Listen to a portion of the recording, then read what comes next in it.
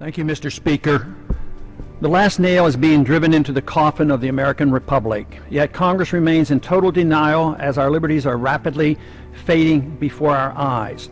The process is propelled by unwarranted fear and ignorance as to the true meaning of liberty. It is driven by economic myths, fallacies, and irrational good intentions. The rule of law is constantly rejected, and authoritarian answers are offered as panaceas for all our problems. Runaway welfareism is used to benefit the rich at the expense of the middle class.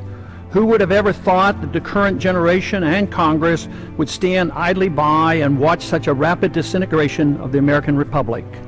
Our presidents can now, on their own, order assassinations, including American citizens, operate secret military tribunals, engage in torture, enforce indefinite imprisonments without due process, order searches and seizures without proper warrants, gutting the Fourth Amendment, ignore the 60-day rule for reporting to the Congress the nature of any military operation as required by the War Powers Resolution, continue the Patriot Act abuses without oversight, wage war at will, treat all Americans as suspected terrorists at airports with TSA groping and nude x-raying. And the Federal Reserve accommodates by counterfeiting the funds needed and not paid for by taxation and borrowing, permitting runaway spending, endless debt, and special interest bailouts. And all of this is not enough. The abuses and usurpations of the war power are soon to be codified in the National Defense Authorization Act, now rapidly moving its way through Congress. Instead of repealing the 2001 authorization for the use of military force, as we should, now that bin Laden is dead and gone, Congress is planning to massively increase the war power of the president.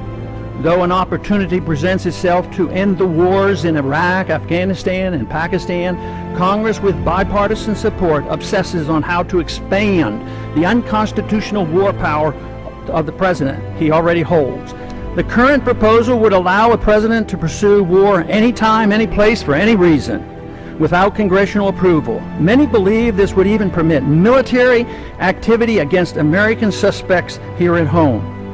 The proposed authority does not reference the 9/11 attacks. It would be expanded to include the Taliban and associated forces, a dangerously vague and expansive definition of our potential enemies. There is no denial that the changes in Section 1034 totally eliminates the hard-fought-for restraint on presidential authority to go to war without congressional approval achieved at the Constitutional Convention.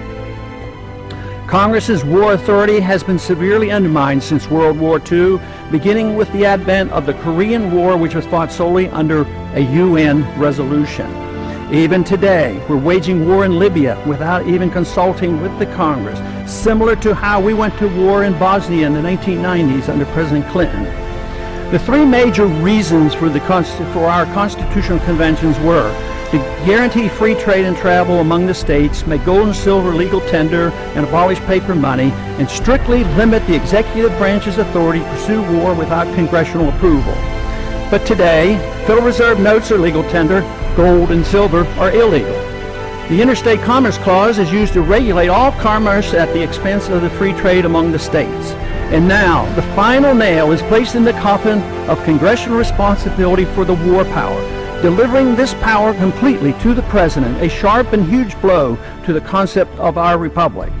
In my view, it appears that the fate of the American Republic is now sealed, unless these recent trends are quickly reversed. The saddest part of this tragedy is that all these horrible changes are being done in the name of patriotism and protecting freedom.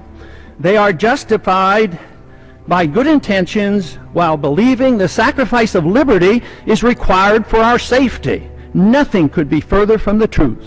More sadly is the conviction that our enemies are driven to attack us for our freedoms and prosperity, and not because of our deeply flawed foreign policy that has generated justifiable grievances and has inspired the radical violence against us.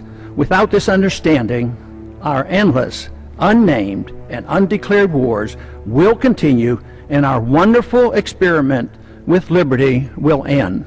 And I yield back the balance of my time.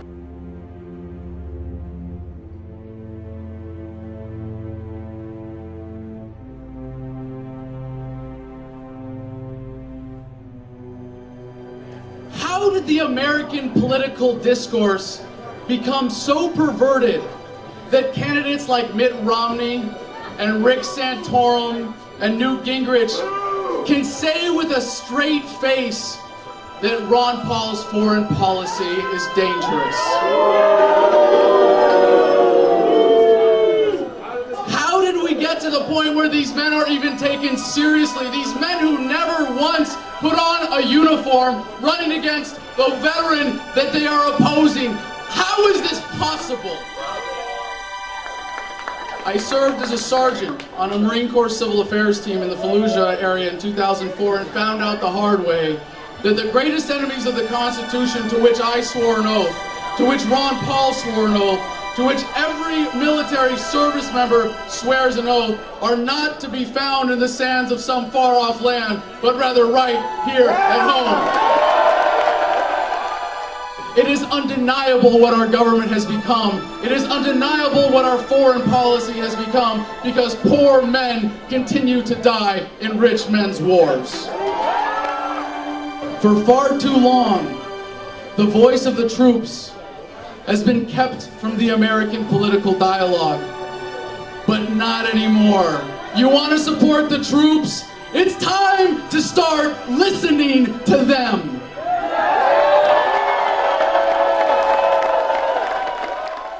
There are 535 people on Capitol Hill whose job it is to write the laws that govern all of us, and he is one of them.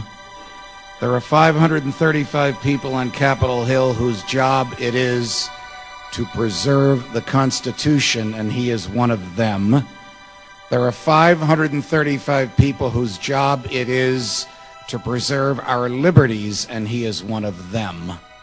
But in his heart and in his head, in his character and in his intellect, in what he has done and in what he will become, the Thomas Jefferson of our day, Ron Paul, is one of us.